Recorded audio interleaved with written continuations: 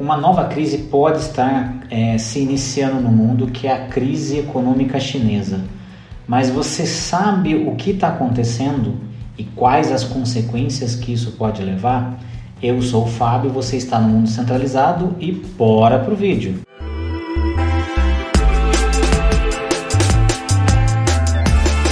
Bom, pessoal, acho que antes da gente começar, acho que é importante ressaltar, né? Então, esse canal se chama Mundo Descentralizado. Eu acredito muito e vejo que o futuro do mundo é o Bitcoin e as criptomoedas e que o Estado só nos atrapalha. Então, quanto menos Estado possível para nos atrapalhar, melhor as coisas funcionam. Dito isso, vamos entrar agora na próxima grande crise mundial que vem se anunciando, que é a crise econômica chinesa. Para a gente entender um pouco da crise econômica chinesa, a gente vai ter que voltar um pouco no tempo e voltar lá na década de 90 para começar a falar de tudo e como se compôs esse crescimento chinês. Na década de 90, algumas pessoas já estudaram e vão lembrar, a gente teve a ascensão dos tigres asiáticos. Países como Taiwan, por exemplo, onde a abertura do capitalismo e a chamada mão de obra barata trouxe um aquecimento da economia muito forte. E a China, principalmente quando ela tem a retomada de Hong Kong devolvida pela coroa britânica, ela vê uma grande oportunidade de crescimento. Ela experimenta um pouco do capitalismo e aí tem toda a parte do Partido Trabalhista Comunista que assume a China e começa um plano de desenvolvimento para a China. E esse plano de desenvolvimento ele traz dois grandes pontos que começam a ser grandes problemas para a China agora nessa década que a gente está passando. O crescimento artificial da economia mais a bolha imobiliária. Então são dois os grandes problemas da China. O pouco de dado que eu vou trazer aqui para vocês é de que muito pesquisei, porque é muito difícil a gente conseguir ter acesso aos dados chineses, já que é um país comunista e extremamente fechado para os seus dados. Mas o que seria o crescimento artificial da economia? Que esse é o primeiro grande problema.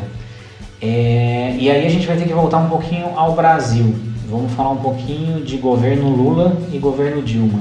Foi exatamente o que o governo Lula e Dilma fizeram com o Brasil de 2002 a 2015. Um crescimento artificial da economia, onde o Estado financia muita coisa para fomentar um crescimento e um desenvolvimento do PIB de maneira artificial. Isso não é um crescimento orgânico e sustentável. Tanto que a gente sofreu e passou isso na pele. De 2015 já vem corroendo no primeiro mandato da Dilma. O Lula já entrega a economia destruída para a Dilma e a Dilma já pega e continua esse modelo econômico que culmina a grande recessão e a quebradeira e o desemprego que gerou no futuro, já que o Estado não conseguia mais se sustentar. Mas da onde na época do Lula veio esse dinheiro? O período Lula pega um grande momento bom para o mundo, que é a crise imobiliária americana. E essa informação é muito importante, porque quando a gente for falar da crise imobiliária chinesa, a gente vai voltar um pouquinho no que aconteceu nos Estados Unidos como exemplo. Com a crise imobiliária, tanto China quanto Brasil se beneficiaram do dinheiro de investidores saindo dos Estados Unidos e procurando esse mercado emergente. Então, na época do Lula, tinha muito dinheiro entrando e sendo investido no Brasil, mas não de maneira definitiva de crescimento, mas sim como um dinheiro especulativo. Ele vinha para ser aplicado no nosso sistema financeiro. E isso foi a base de sustento do plano de governo do Lula. E tudo isso foi gerando essa bolha do que a gente passou, esse crescimento não orgânico, onde o governo ia se endividando para gerar crédito e sustentando uma economia de maneira artificial. É isso que aconteceu aqui no Brasil. Tanto que quem é dessa época vai lembrar, e quem não é, pesquise O principal indicador do Brasil naquela época era o chamado Risco Brasil. Quem lembra muito bem dessa época era o que todos os jornais falavam quando saía. E o Risco Brasil subiu e o Risco Brasil desceu. Porque quem financiava dentro do Brasil era esse dinheiro estrangeiro. E à medida que o Risco Brasil ia subindo, que essa política ia uma bola de neve, essa política não foi funcionando, e os investidores vendo que tinha um risco de inadimplência, porque o governo, por mais que imprima dinheiro e tente dar conta, não consegue, esse dinheiro começa a sair. E esse dinheiro saindo gera ainda mais crise e mais uma possível quebradeira do país, que acabou acontecendo. Então o Brasil teve aí um período de prosperidade desses 10 anos,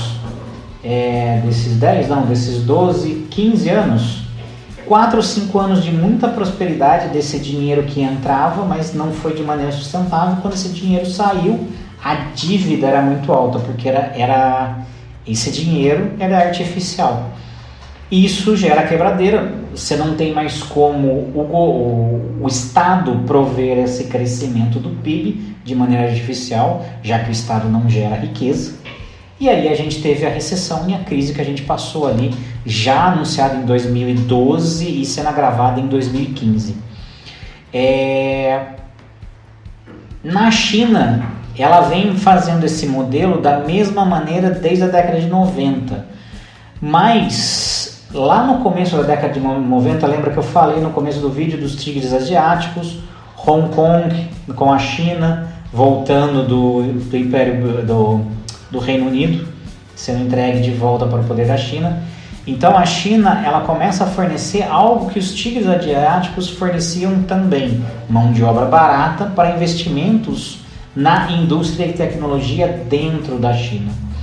Então esse crescimento artificial do PIB no começo na China, ele não era tão grande quanto o próprio crescimento orgânico, do incentivo dado pela mão de obra barata e a liberdade de se investir. A China abriu muito as portas para isso. Década de 90 e anos 2000, a gente tem uma China muito forte recebendo essa indústria. Até um certo ponto que esse crescimento ele começa a diminuir e se estabilizar, para ter um crescimento de PIB orgânico e pequeno. Para se manter esse crescimento grande, cada vez mais o crescimento artificial começa a ser sustentado pelo Partido Comunista Chinês. Então a gente tem de 2000 para frente e chegando agora em 2020, nessa década, um crescimento do PIB cada vez mais artificial para se manter, e aí, opinião minha, tá? Para se manter a narrativa de que o comunismo prospera, então para se manter aquele crescimento da China absurdo de PIB por ano atrás ano, vem se mantendo e sustentando isso. Esse é o primeiro ponto. Se a gente pegar a impressão de dinheiro nas últimas décadas, o quanto de yuan é impresso hoje em dia para se manter e financiar essa dívida, é absurdo. E aí fica difícil. No Brasil era muito transparente, como eu falei do Risco Brasil, ele aparecia porque é uma democracia, então os dados eram abertos, a gente sabia o quanto a economia estava sendo corroída ano a ano. Na China a gente não sabe em que nível esse financiamento ainda se sustenta.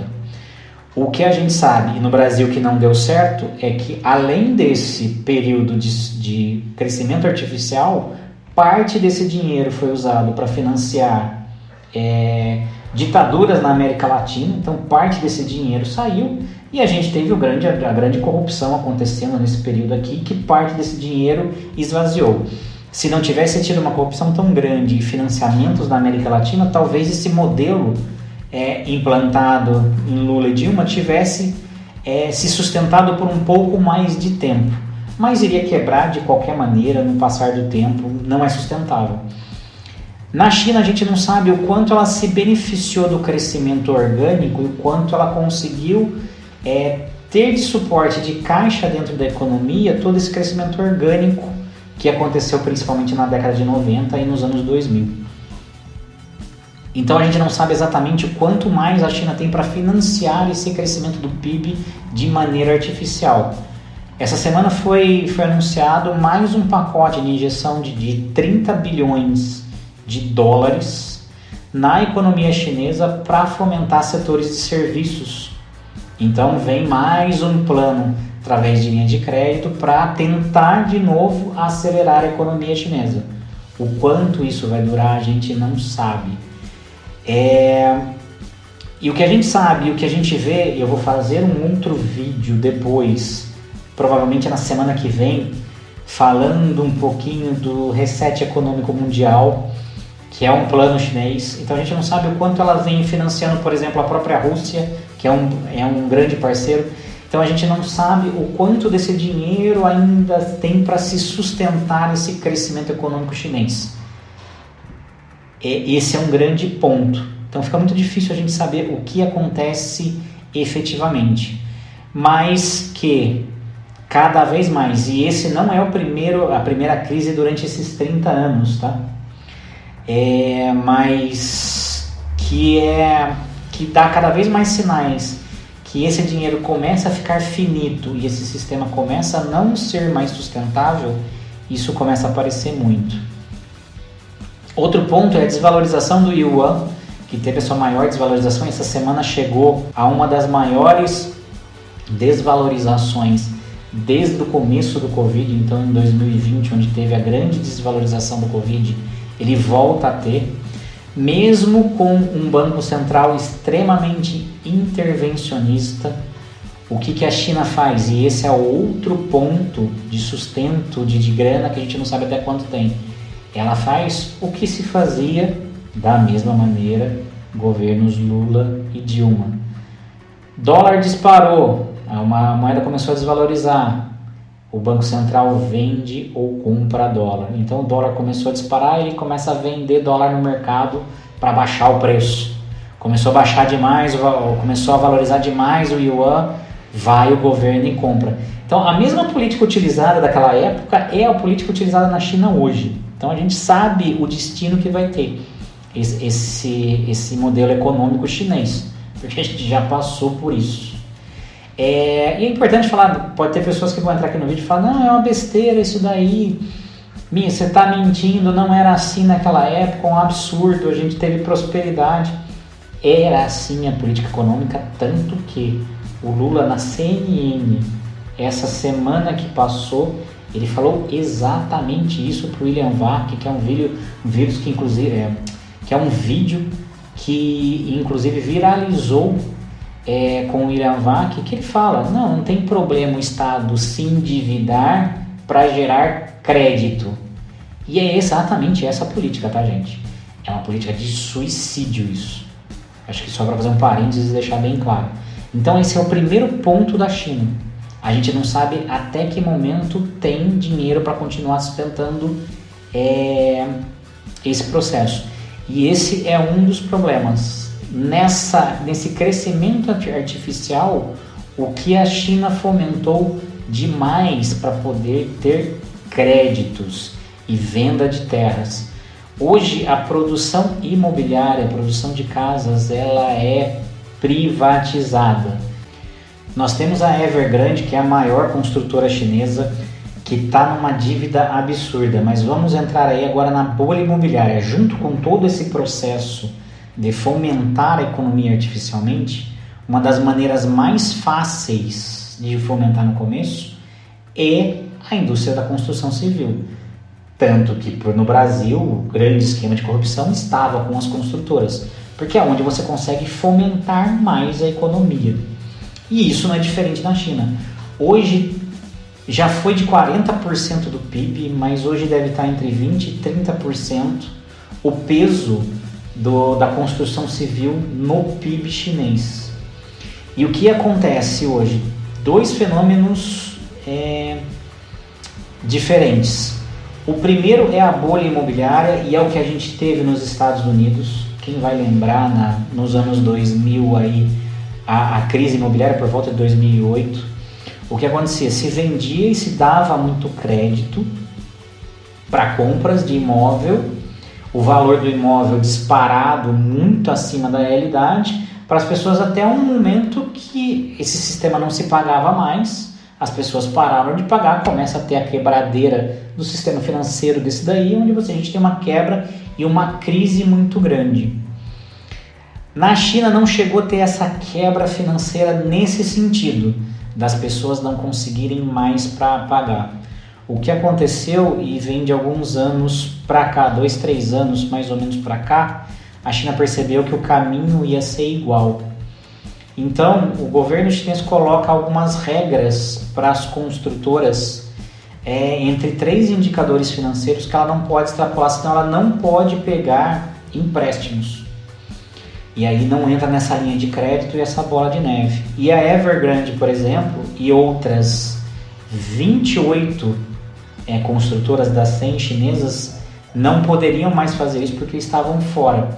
A bolha estava tão grande porque a Evergrande e essas construtoras, elas só conseguiam pagar mediante empréstimos. Então ela ia emitindo título de dívida para pegar por empréstimo para poder fazer. Para você ter uma noção, a dívida da Evergrande é de 1 trilhão e ela tem 80 bilhões de liquidez. Então chegou um momento que ela, com essa não tomada mais de crédito, ela para as construções. E aí você começa a ter a não entrega das casas, que é o que estava acontecendo agora. E com isso gera uma inadimplência porque as pessoas param de pagar porque não estão recebendo e começa um efeito em cascata e aí pode haver uma nova quebra. O que 30% do seu PIB você parar de ter essa fomentação traz a China para dentro de uma estagnação ou recessão. Então, o que o governo chinês já começou a fazer, e também nesse mês aqui anunciou mais 30 bilhões, além daqueles 30 bilhões, mais 30 bilhões para comprar dívidas do setor imobiliário. Então já faz 3 anos que o governo chinês vem comprando essas dívidas do setor imobiliário e estatizando mais ainda o setor de construção civil. E isso vem acontecendo na China. E de novo a gente volta na questão daquele primeiro ponto. Até quanto tem dinheiro para se sustentar isso? Só que isso tem um outro agravante, o setor imobiliário. Hoje na China existem cidades fantasmas. Bairros e cidades inteiras construídas onde as pessoas não moram. Porque não tem mais demanda para tanto imóvel. Então, além dessa corrida maluca que foi fomentada por 30 anos de construção, que alavancou o mercado chinês, ainda a gente está chegando nesse ponto. Isso vai acontecer agora? Vai acontecer ano que vem? Provavelmente não. Tanto que e isso é uma coisa muito interessante para quem quer acompanhar, é o valor do aço, minério de ferro.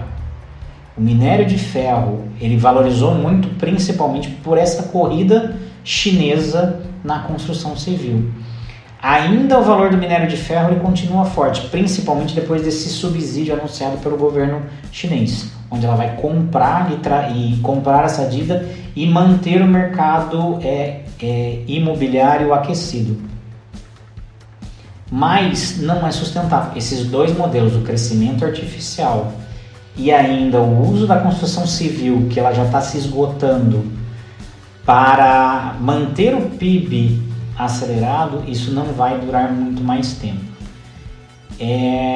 A gente está iminente dessa crise estourar, então isso é uma bomba relógio. Eu não acho que é para 2022, 2023, talvez nem para 2024, mas não vejo passar de 2030.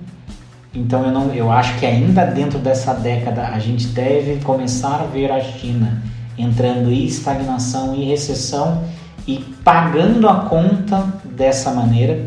Até porque, que eu falei, depois tem um outro vídeo que eu vou fazer, que a gente não sabe o quanto de dinheiro chinês também é investido para a tentativa da nova ordem mundial. Esse reset da economia, passando a ter o eixo China e Rússia como centro do mundo. Mas eu vou falar isso mais detalhes num próximo vídeo. Eu estou montando todo o material desse vídeo e eu vou trazer para vocês num próximo vídeo. Mas hoje é bem isso que a gente vive. É uma bomba relógio. não funciona. Esse modelo não funciona. E nós teremos aí uma nova crise. Falando no que nos afeta, falando no mercado financeiro e nas criptomoedas, que acaba refletindo. Estamos em 3 grandes períodos. Recuperação pós-pandemia, que o fica em casa, a economia, a gente vê depois, está se pagando a conta agora no mundo todo. Guerra da Rússia e Ucrânia, que vem melhorando a situação, mas ainda não está 100%. Crise energética da Europa, tem um vídeo aqui no canal para quem quer se aprofundar mais. E a inflação descontrolada nos Estados Unidos, que por mais que os juros estejam subindo, ainda não há sinais de deflação nos Estados Unidos. O que ainda não chegou a uma recessão. Devemos ver a Europa, por causa da crise energética, atingindo recessão e inflação, que vai trazer o pior momento para a Europa. E ainda não vimos os Estados Unidos nessa situação. Os Estados Unidos correm contra o tempo, porque a recessão vai chegar. O quanto tempo eles conseguem reduzir a inflação antes da recessão. Porque entrar no cenário como a Europa vai entrar, de recessão e inflação ao mesmo tempo, pode trazer um outro grande impacto. E se não bastasse todo esse cenário, a gente tem o tic-tac da China, que querendo ou não, hoje um volume muito grande se passa dentro da China. E isso pode afetar muito. O mercado financeiro já não olha, já não investe mais nos papéis chineses, então assim, você vê que tem uma queda muito grande, de altíssimo risco, então tem uma especulação muito forte para quem investe dentro da bolsa chinesa. A Tether, que é uma das maiores stablecoins que a gente tem, uma das críticas era que mais da metade do seu lastro para manter a stablecoin era em papel da moeda chinesa. Coisa que ela trouxe uma auditoria recentemente, tem um vídeo falando um pouquinho de stablecoin aqui no canal que eu falo um pouquinho sobre isso, onde ela já se desfez desse papel e deve se desfazer de 100% desses papéis até o final do ano para poder livre, porque todo mundo já está se precavendo, mas isso vai trazer mais um gole. Falando do nosso Bitcoin, então a gente já começa a mirar 17 mil, principalmente dependendo do que vier da semana que vem, com o anúncio da nova taxa de juros nos Estados Unidos, mais uma entrada da China agora, essa quebra da China acontecendo, sendo mais rápido do que eu prevejo, a gente pode trazer aí números do Bitcoin, e aí a gente falar em 13, 12, 10, 8 mil dólares, com certeza, porque seria mais um golpe numa economia mundial que já está ruim. Então esse dinheiro acaba saindo de algo que ainda está passando pelo seu abismo. Quer saber o que é abismo do Bitcoin? Também tem um vídeo aqui no canal falando sobre isso. Procure o vídeo para vocês se informarem aí. Gente, acho que deu um trabalhão para reunir todas as informações que eu trago aqui para vocês. Eu espero que vocês tenham gostado. Se você gostou, curte, compartilha, comenta. Ajuda demais o canal, eu agradeço de coração. Não está inscrito, se inscreve aí. Por hoje era só. Um grande abraço, Deus abençoe, tchau!